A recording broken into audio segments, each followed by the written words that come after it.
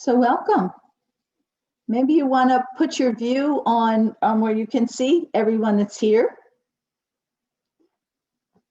This is your IMCC Charlotte Sangha, and it's good to see all of you. So tonight I'm going to talk about something that's been important to me for much of my life, and that's opening my heart. Now, that's not something you think too much about. Maybe you think about opening in your heart at certain moments or later if you think about an encounter or you wish something had gone differently. And maybe you don't want to open your heart to the world. But there are times when everyone wants to open their heart to their family or their friends or to a group of people. So why is it important? So when the heart is open, it's at peace and contented. And isn't that a gift for all of us? So when we have a moment of openness, maybe it's seeing a baby or looking at the ocean or the stars in the sky or looking at something that our dearest animal companion did, thinking of someone we love, recalling good things others have done, our hearts can be filled and open. So with an open heart, grasping and neediness diminishes, and that gives us freedom. Freedom is so important. You know, that would shut us down, and that takes away our true freedom. In the end, creates more suffering. So if we aren't controlled by the defilements of attachment, aversion, and delusion, the more open our heart is, the more we are living this precious life we were given. And the point is to live everything, to be open to everything. Tonight, I want to speak a little bit about what prevents us from having an open heart and ways we can move toward opening. Now, each topic I address tonight could be a Dharma talk in itself. And so it's going to be brief. And I invite you to, if you have any questions or comments, want more detail or want to contribute, to please do that at the end. Now, let me first just say that I'm not talking about romantic or passionate love, though certainly that can open your heart. When people are in love, sometimes they're open to things they're never normally open to. I'm not talking about a love that has needs or demands, but one that makes us present to all of life, one where we have the courage and the strength of heart to accept what life presents without pushing away or without clinging. You know, last week, May 26th, I can't remember, it's the New York Times or the New York or the Morning edition, had an article on the 68 children that were killed on the Gaza Strip. And they had photos of the children, you know, most of them taken before their death. And then they had a little bit about each, like they liked to play with their cat or their cockatoo, or they had dreams of being a doctor or an artist when they grew up. There was a Bedouin child who would get up early in the morning to milk the goats, to make yogurt and cheese. There was a sister clutching her brother, a teen who was a member of an Israeli-Palestinian youth group whose goal was to bring them together. So I looked at each photo, all 68 of them, they had them separate. And I read of their hopes and dreams, and my heart ached as I struggled to stay open and to not stop myself from looking at each of those 68 photos, but worked on having a moment-to-moment present. Now, we can't always do that, especially when it's something really personal in our life. Yet when the heart is closed, we still feel somewhere deep inside that we care about caring. So what prevents us from doing that? Well, the big one is trauma. We can spend a life working on trying to overcome trauma. Then there's pain in general. Life can hurt. and we might doubt our capacity to remain open. We need to remember the parameters of patience and resolve. So perhaps we shut down out of fear or a sense of vulnerability. We all know hurt and vulnerability, and it's painful. Another thing that shuts us down is negative self-talk. That holds us back, and for sure, our judgments of ourselves and others hold us back from being open. Sometimes we don't open our hearts to others because we feel they are unworthy. We might not even know what we're feeling. That's where meditation and insight can really help. So please let me caution you that to not take what I say tonight as another way of judging yourself, to feel guilt or shame or sense of duty. That negative self-thought comes from the intellect. Tonight is about feeling from the heart, and that's the place from which we open. I want to read you something that Jackie Morris wrote in a book called The Unwinding, and this is the one on truth. If I said that my love for you was like the spaces between the notes of a wren's song, would you understand? And if I said my love for you is the rabbit's breath, would you feel it to be transient, so slight a thing, or would you see it as life-giving? What else might block us from opening our heart? Feelings of being different or separate. In Tara Brach's new book, Trusting the Gold, about the golden Buddha inside of each of us, she says, adding layer after layer to protect ourselves, we become identified with our covering, believing ourselves to be separate, threatened, and deficient. Perhaps as a child, we might have been criticized, ignored, misunderstood, or abused, leading us to doubt who we really are. Sharon Salzberg says in her book on loving kindness, in cultivating love, we remember one of the most powerful truths the Buddha taught, that the forces in the mind that bring suffering are able to temporarily hold down the positive forces such as love or wisdom, but they can never destroy it. Love can uproot fear or anger or guilt because it is a greater power. Love can go anywhere. Nothing can obstruct it. So what about some ways of opening? I'm going to begin by reading something written by Anam Thubden in The Magic of Awareness. And he says, the true meaning of opening our heart is that we no longer have fear of losing anything. It's a form of surrender. Yet such surrender has no object. It's not like we're surrendering to something. What we surrender are our hopes and fears and an investment in our misery. When we have reached the final point of that surrender, there's nothing that we want to hold on to. So one way of opening is through practicing the Brahma Viharas, because they are the key to establishing a powerful, open relationship to the entire world. It's a way of relating to all beings deeply aligned with and rooted in our practice. Approaching life in this way, we remove barriers, become more deeply connected, and open our hearts. So for those of you who are new and aren't sure with the familiar with the Brahma Viharas, they include metta, which is the Pali word for loving kindness, karuna, which is compassion, mudita, which is appreciative joy, and upekkha, which is equanimity.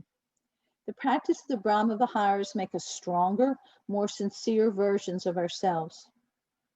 Buddha says, radiate these to whatever living beings there are, omitting none. Because big or small kindnesses we do for others improves our own lives. So we can cultivate an open heart through our spiritual practices, meditation, awareness, mindfulness. When our mindful practice is deep and sincere, we can stop resisting and surrender to what we have and where we are with an open heart. We can connect with a true resting place within and accept this present moment. Too often we wish for love, to be loved as a future longing. Thoughts and feelings have preferences, make choices, likes, dislikes, judges and contempt, seeks and resists. But our own awareness, that which knows that part of us that knows that, does not share these prejudices. Awareness looks on all people and things alike, just as the sun shines on all equally. So being in touch with our awareness is a powerful way to be able to open our hearts.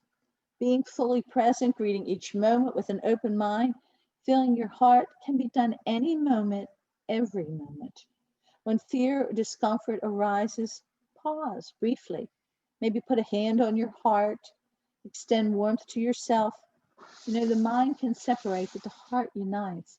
I like that quote by Nisargadatta that says, the mind creates the abyss, the heart crosses it. And here's something by Petro Rinpoche. Each instant, put your heart into it again.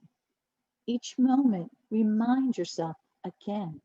Each second, check yourself again. Night and day, make your resolve again. In the morning, commit yourself again.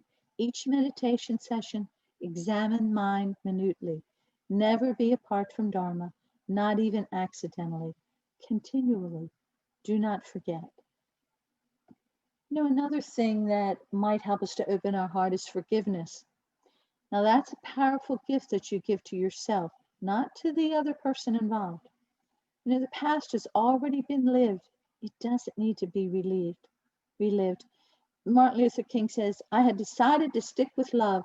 Hate is too great a burden to bear. So we can have an affirmation. We can say, just as I wish to be forgiven, I forgive those who hurt me. Now, I'm not trying to say that this is easy. It too can be a life's work in forgiving. You know, when there's a connection, that is an opportunity for opening the heart. We all long to be connected, to feel a part of something greater. Ask yourself, when feeling like you don't belong, are you comparing or competing? That sets you up for separation. That sets you up for shutting down. Instead, focus on that which you have in common. We are free and able to love in this life no matter what. And know this to be true when we experience something greater. I want to read a quote by Rilke. It's here in all the pieces of my shame that now I find myself again. I yearn to belong to something, to be contained in an all-embracing mind that sees me as a single thing. I yearn to be held in the great hands of your heart. Oh, let them take me now. Into them I place these fragments of my life. Spaciousness is also a way we can find to open our heart, a place to support ourselves. When you feel small or shut down or closed, we can open. We can open to the spaciousness within our body, within our room. When we're feeling closed in and trapped, think about the building. Think about outside, the town, your home, your city, your state. Think of your natural surroundings.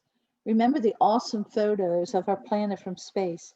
If we can be more spacious, then we can be more tender and we can hold all our suffering with care. Nature is a powerful way to feel greater connection.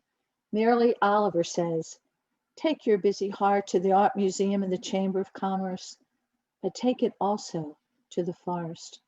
The song you heard singing in the leaf when you were a child is singing still. I am of years lived so far, 73, and the leaf is still singing. The creations in this earth are composed of fire, water, earth, and air. We can feel all these. We feel the warmth of the sun sitting on your cushion. You feel the earth supporting you, below your chair. The air, the very air we're breathing and we focus on for our stillness and gives us life. And water. You know, you've probably heard that the body is 60% water. Did you know that the heart is 73% water? That fluid, that's our flexibility to open our heart. You know, we all come from the stars and we're all stardust, they say. We're part of nature, and that can be really important in helping us to open. And then there's music and art and creativity. When I came back home from responding to 9/11, I don't have any artistic ability. I joined a pottery class that let you have 24/7 access to the wheels. And they gave you a code, and I would do that. I would go in there anytime, night or day, and just throw that clay and turn that wheel until I found an opening where I could release my grief and my pain. So ask, what do you do that you can come back from feeling more contented and more open? What do you do that connects you? Giving is also, Dana is a way of opening our hearts. Each time we give, we're freeing ourselves and connecting with others.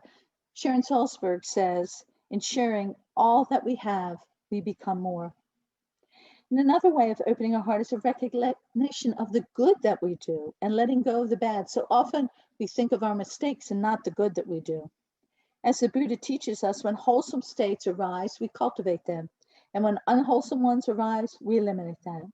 And we can create an antidote, a phrase or two that transforms the falsehoods of our own unhealthy thoughts. It can be the healthiest words you can find, even if you don't believe them at first. It can be something like, life is precious, or I'll live my life with trust. I'm capable and strong. I love myself just as I am.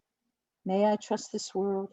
May I meet the suffering and ignorance of others with compassion. When something kind is done for you, reflect that you wish to repay it and pay it forward. Thoughts that make up our story behind our past injuries will rise and dissolve eventually. We can wear them out. We can no longer become able to convince ourselves of our unworthiness. Focus on your tender heart, not on the storyline. So that comes to loving oneself. When you realize you're thinking negatively, tell yourself out loud what you're feeling. Fear, shame, anger, just note it. Don't explore it. How you're feeling in your body. Then rest or relax. Everything passes away. Think of these positive antidotes that you've come up with. And also, get rid of the need for perfectionism. Jack Kornfield calls it the tyranny of perfection. He says the point is not to perfect yourself, it's to perfect your love. Remember that imperfections are deliberately woven into Navajo rugs and treasured in the best Japanese pottery. Honor your life as it is in all its beauty and imperfection. Faith is another way of opening your heart. It's the first of the 5 spiritual faculties. Debbie talked a few weeks ago about faith. In Pali, the word sada, it means to place your heart upon. Faith can come in when you're striving to know what you feel is unknowable, trusting that loving awareness contains a strength that the judging mind can never give us. With a mind that is open and spacious, we are capable of a loving heart in any circumstance. If first you can believe it, then you can come to realize it. Have faith that small changes, perhaps trying some of what we're talking about here tonight, can lead to big differences. How else can you open your heart? Listen with compassion, with compassionate attention. Krishnamurti says, by paying attention, we let ourselves be touched by life, and our hearts naturally become more open and engaged. There's a Zulu word, bono. Now, I've heard that before, and it means I see you or we see you. So I thought I'd Google it to make sure I was pronouncing it correctly. And I found this 3-minute YouTube with a man, Orland Bishop.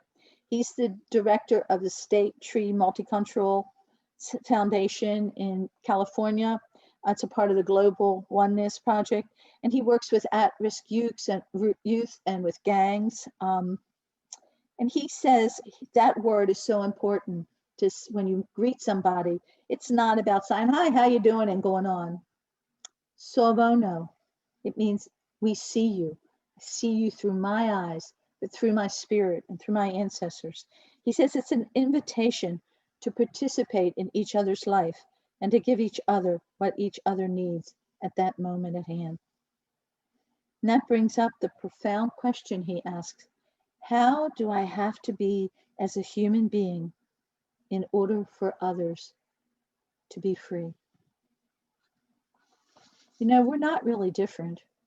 When we come to understand that others are much like us, it creates a different perspective. It can change your worldview.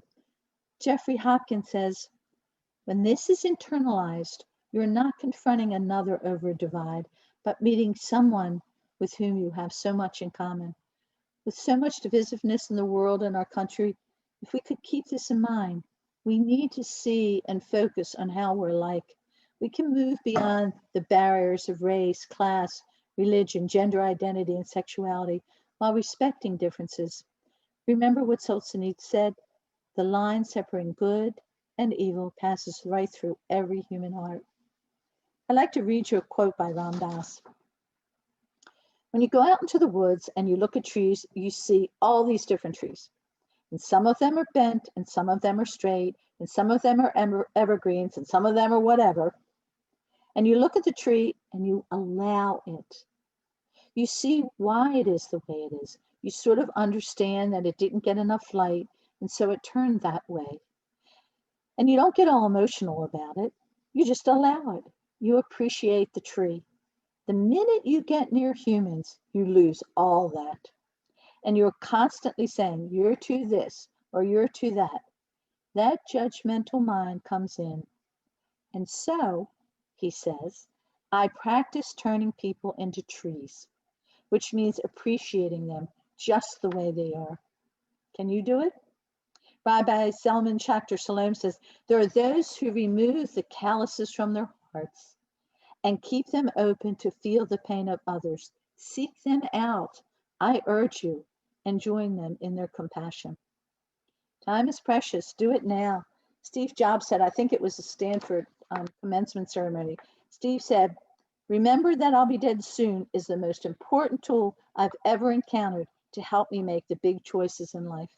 Because almost everything, all external expectations, all pride, all fear of embarrassment or failure, these things just fall away in the face of death, leaving only what is truly important.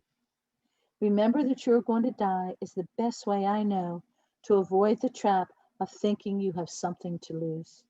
You are already naked. There's no reason not to follow your heart. So I want to read one more poem by Dawana Markova. I will not die an unlived life. I will not live in fear of falling or catching fire. I choose to inhabit my days, to allow my living to open me, to make me less afraid, more accessible, to loosen my heart until it becomes a wing, a torch, a promise. I choose to risk my significance, to live so that which came to me as seed goes to the next as blossom, and that which came to me as blossom goes on as fruit. This practice of opening your heart is hard at times, ridiculously painful at times. One day we're loving and kind, the next we're so closed and disconnected. Yet our heart is always in its innate tenderness, waiting only to be opened, waiting to share in this life. According to the Buddha, intention is profoundly important. So if we can hold that intention to cultivate an open heart, to remember the times when your heart was open or opening, is a deep happiness. And you can imagine what that can bring about for ourselves and for the world. We are capable of an open heart in any circumstance. Thank you.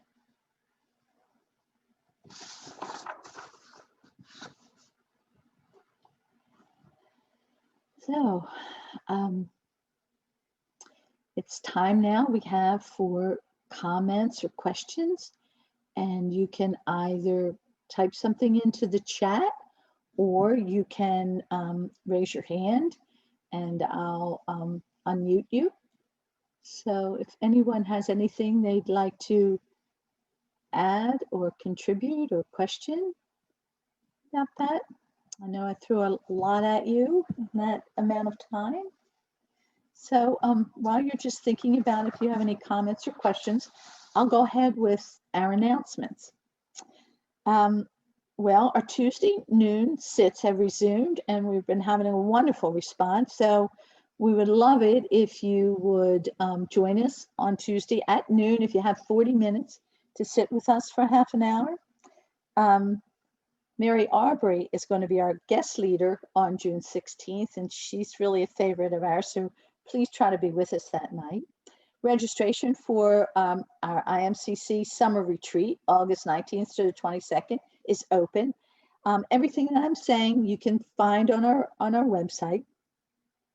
The last Wednesday of each month, there's going to be a Zoom on the introduction to meditation at 7 o'clock. So for any of those of you who are new, or you know someone who needs some introduction to the meditation, it's there. And the first Wednesday of each month, as there was tonight, we have a practice discussion at 6:45.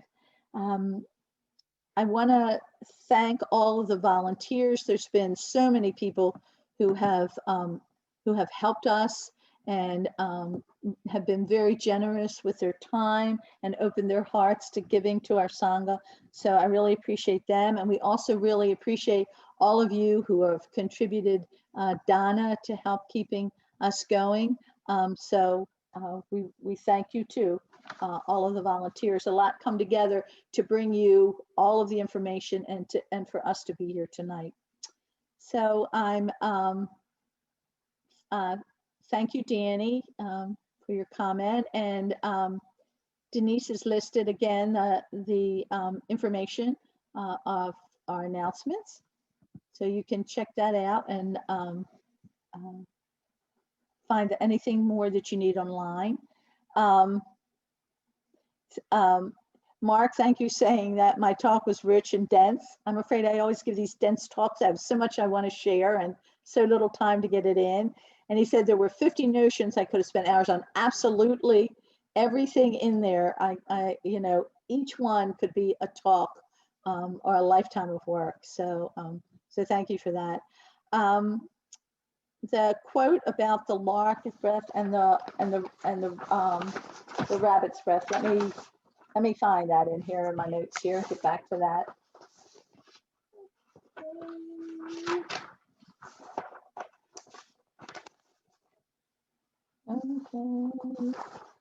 Okay, I'm trying to find it here somewhere in notes. Oh,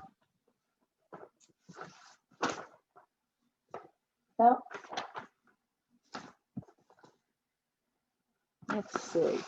It was, it's actually from, I can't find my notes right now, but it's from a book called Unwinding. It's poems and drawings. And it's a small book. I think it's about, and this one was the one called Truth within that book, called The Unwinding. Okay. Any other comments or questions? Nope. Okay, I guess I've overwhelmed you all with that. Hoping you're sitting there practicing opening your heart and that you may have gotten some suggestions from the talk today that you can personalize for yourself. And if there's nothing else, then I will move on to, we'll go on and do our metta. Okay. So the Buddha said, get comfortable when you're going to do metta.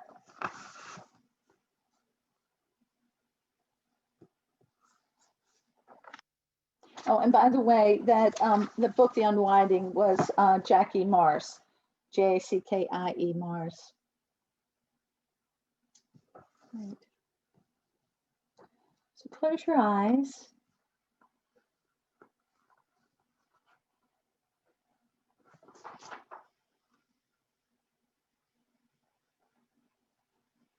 And as I say these phrases, you can repeat after me silently to yourself.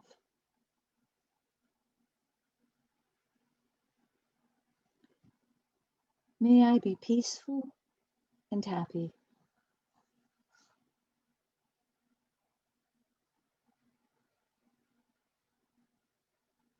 May I sense my worthiness.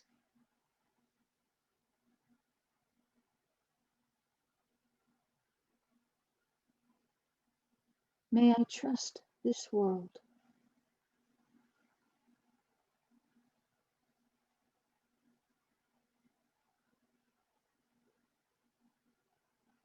May I meet the suffering and ignorance of others with compassion.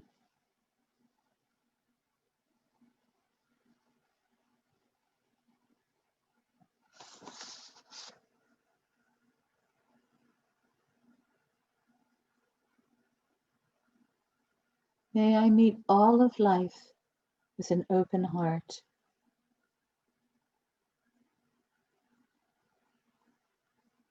May I be free. Now, if you want to bring to mind a person or persons or group to whom you'd like particularly to send metta, may you be peaceful and happy.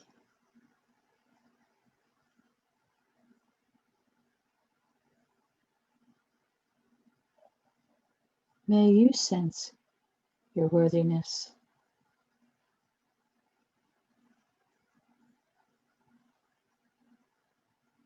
May you trust this world.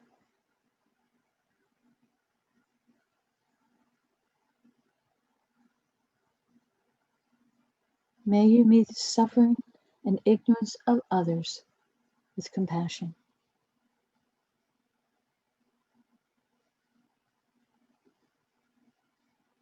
May you meet all of life with an open heart.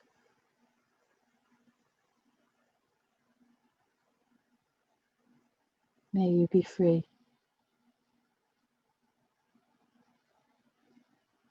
And for all beings, everywhere, seen and unseen,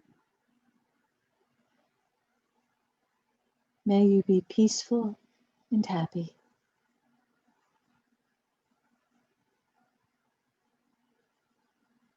May you sense your worthiness.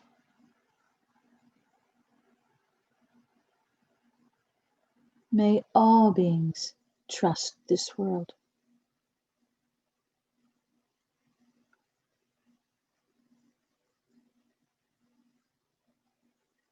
May all beings meet the suffering and ignorance of others with compassion.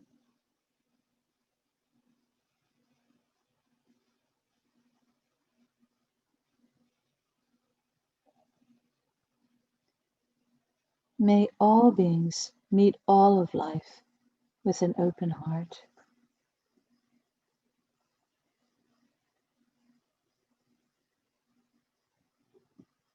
May all beings be free.